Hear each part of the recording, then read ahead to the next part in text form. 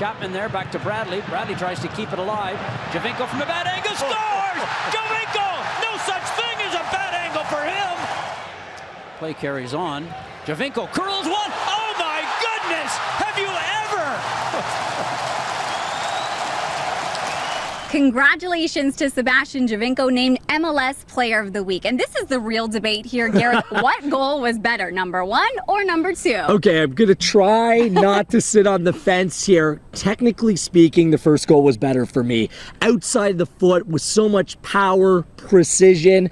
For me, that was the goal that got me excited. Now, the second goal, catching Bobby Shuttlesworth off his line, hitting it with power and precision yet again. I thought that goal looked sexier, but from a technical standpoint, I'm going to go with goal number 1. I think it was the second goal. Honestly, like you said, he caught him off guard. It was just stellar. And that's it was a great debate after the game in the bars and the pubs. Everyone, this was the conversation.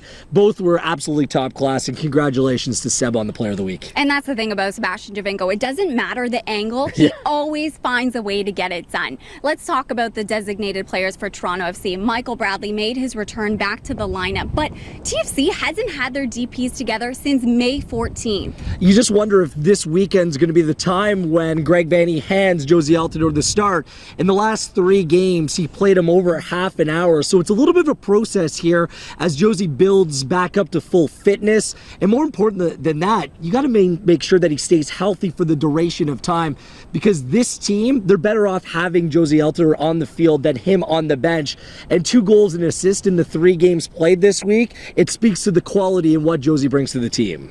Our progression with Josie was to get him through 3 games this week. That was a new thing for him, is to play 3 games in a week. Our next progression for Joes is to, at the right time, is to get him into the starting team and work through all of those things that involve starting. And just keep progressing him that way. And obviously Michael came back and started in the last game, and Seba's been starting. So I think we're right there. And I think all the guys are in a good way and good form, so that's a positive as well.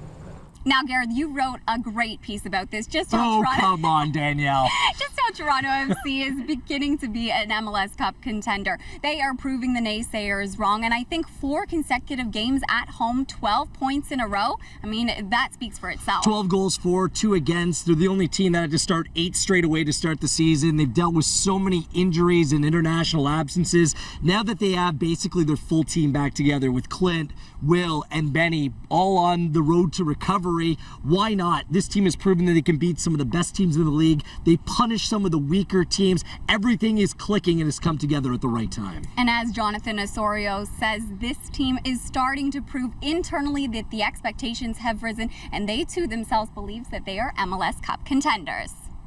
I think we're really close. I think we've showed it in these 4 games. I think we've sent a message to the rest of the league.